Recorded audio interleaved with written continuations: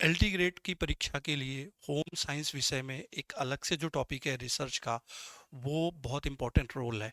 क्योंकि पिछली बार जब 2018 की परीक्षा हुई थी तो रिसर्च के 17-18 प्रश्न आए थे।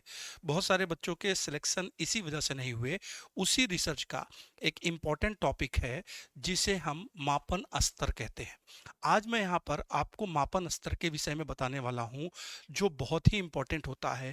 देखिए, मापन की जो प्रक्रिया होती है, वो मापन की प्रक्रिया 4 स्तरों में डिवाइड होती है बच्चों।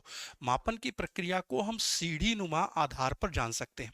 जब हम सीढ़ी नुमा आधार पर जानते हैं तो सबसे पहले सबसे निचला जो स्तर होता है वो होता है नौमित, जिसे हम नॉमिनल कहते हैं। ठीक है। दूसरा स्तर होता है जो क्रमिक होते हैं, जिसे हम ऑर्डिनल कहते हैं। तीसरा स्तर होता है इंटरवल और चौथा स्तर होता है रेशियो। तो इन चारों स्तरों के आधार पर जो प्रश्नों की संरचना होती है उसकी हम व्याख्या करते हैं। नामित, क्रमिक, फिर इंटरवल जिसको हम कहते हैं हिंदी में अंतराल, और चौथा जो होता है वो होता है आपका क्या, अनुपात। तो मापन की प्रक्रिया के ये 4 स्तर होते हैं। इन 4 स्तरों की जब हम व्याख्या करते हैं तो इसमें सबसे पहले सबसे निचला सबसे निम्न स्तरीय जो स्तर होता है वो नामित होता है। नामित जो होता है ये केवल नाम के आधार पर है।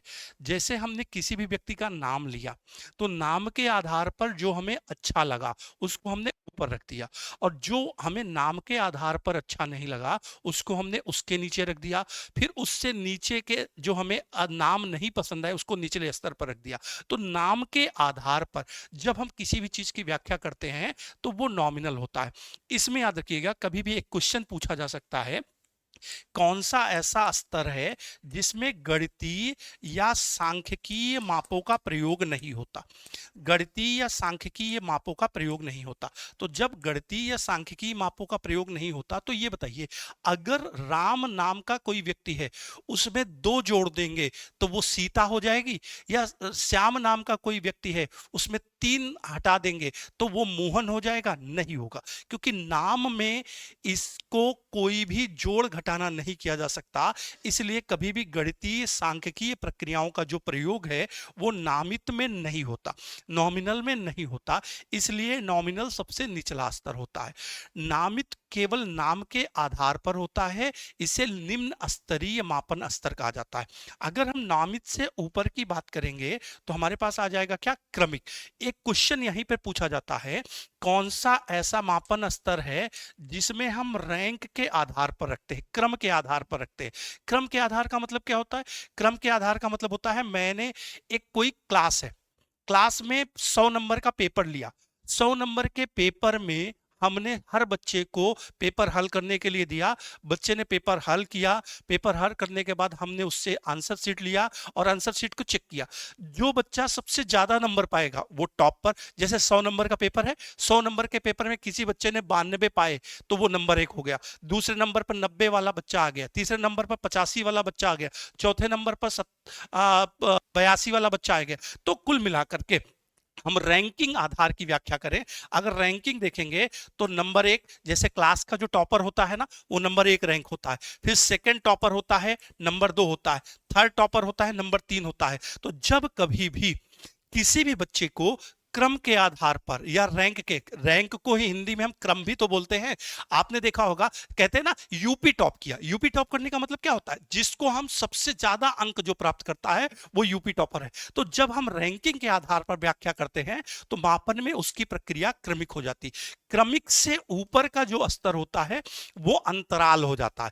अंतराल का मतलब क्या होता है? यहां पर एक प्रश्न फिक्स आप याद रख लीजिए, जब कभी भी किसी भी मापन की प्रक्रिया में समूहों के बीच की जो दूरी हो, समूहों के बीच का जो अंतराल हो वो बराबर हो, तो उसे हम अंतराल कहते हैं। जैसे जैसे हम यहां पर बनाते हैं, यहां पर हमने 0 रखा, यहां पर हमने 5 रखा, यहां पर हमने 10 रखा, यहां पर हमने 15 रखा। तो जब हम इस प्रक्रियाओं को इन आधार पर रखते हैं तो यहां देखो, 0 से 5 की दूरी क्या है, बराबर है। 5 से 10 की दूरी क्या है, बराबर है। 10 से 15 की दूरी क्या है, बराबर है। इसका मतलब है यहां पर एक से दूसरे, दूसरे से तीसरे, तीसरे से चौथे, चौथे से पांचवे, प्रत्येक प्रकार के जो अंक है उन सभी अंकों की दूरी या उन सभी अंकों का जो अंतराल है वो बराबर है। एक क्वेश्चन पूछा जाता है यथेष्ट शून्य और परम शून्य। तो अगर कभी भी आपसे पूछा जाए यथेष्ट शून्य, यथेष्ट शून्य को जानते हो क्या कहते हैं? Approximate zero, absolute zero. तो इसको अप्रोक्सीमेट जीरो कहते हैं। यथेष्ट का अगर आप संधि विच्छेद करेंगे, यथा धन ईष्ट होता है। यथा का मतलब होता है जैसे, ईष्ट का मतलब होता है आवश्यकता। अगर जरूरत है तो हम जीरो का प्रयोग करेंगे और अगर जरूरत नहीं है तो हम जीरो का प्रयोग नहीं करेंगे। मतलब जीरो हो भी सकता है, नहीं भी। इसीलिए इसे यथेष्ट शून्य कहा जाता है। जैसे यहां पर देखो, हमने 0, 5, 10, 15 की रैंकिंग बनाई, अंतराल बनाया। तो जब हम 0, 5, 10, 15 का अंतराल बनाते हैं तो यहां पर हमने 0 से शुरुआत की। लेकिन अगर 5 से नीचे किसी भी बच्चे का अंक नहीं है, तो 5 से नीचे जब किसी भी बच्चे का अंक नहीं है तो इसी को हम क्या कर सकते हैं बच्चों, इसी को हम 0 से ना शुरू करके हम ऐसे भी तो रख सकते हैं। यहां पर लिखा 5, यहां पर लिखा 10, यहां पर लिखा 15, यहां पर लिखा 20। अब ध्यान देना, यहां पर 0 से 5 की दूरी 5 है, 5 से 10 की दूरी 5 है, 10 से 15 की दूरी 5 है। तो यहां पर हमने 0 से शुरुआत की, तब भी इसका अंतर कितना है? 5 है। और यहां भी देखो, 5 से 10 की दूरी 5 है, 10 से 15 की दूरी 5 है, 15 से 20 की दूरी 5 है। इसका मतलब यहां भी तो 5 का अंतराल है और सबके बीच यहां से यहां का अंतर बराबर है, यहां से यहां का अंतर बराबर है, यहां से यहां का अंतर बराबर है। उसी तरीके से यहां से यहां का अंतर बराबर है, यहां से यहां, यहां से यहां, सभी का अंतर क्या है? बराबर है। तो जब हम अंतराल मापनी की बात करेंगे तो अंतराल मापनी में सभी का स्तर जो होता है बराबर होता है, सभी की दूरी क्या है? बराबर है। इसीलिए इसे यथेष्ट शून्य कहा जाता है। लेकिन अगर हम अंतराल से ऊपर की बात करें तो अगर एक क्वेश्चन पूछा जाए सबसे अच्छा, सबसे उच्चतम मापनी या मापन स्तर कौन सा है, तो सबसे टॉप ग्रेड का जो होता है वो अनुपात होता है। अनुपात को इंग्लिश में हम रेशियो कहते हैं। लेकिन सबसे ज्यादा जो क्वेश्चन यहां पर अनुपात का जब भी प्रश्न बनता है तो अनुपात का सबसे ज्यादा जो प्रश्न बनता है वो बनता है परम शून्य का। याद रखिएगा, परम शून्य का प्रश्न बनता है। परम शून्य क्या होता है? Absolute zero. जी हां, एब्सोल्यूट जीरो। जैसे राम ने पाए 60 अंक और सोहन ने पाए 30 अंक, तो हम कहेंगे राम की तुलना में श्याम का अनुपात दोगुना है। श्याम की तुलना में जब श्याम का अनुपात दोगुना होता है तो वहां किसी भी प्रक्रिया को हम 0 से स्टार्ट करते हैं, इसीलिए इसे परम शून्य कहा जाता है। तो आप उठा के देखिएगा, रिसर्च में ये एक क्वेश्चन आपको बहुत इंपॉर्टेंट है, बहुत फिक्स है जो आपको मिलेगा। सबसे निम्न स्तर का होता है नॉमिनल, नॉमित होता है। दूसरा होता है ऑर्डिनल, क्रमिक होता है।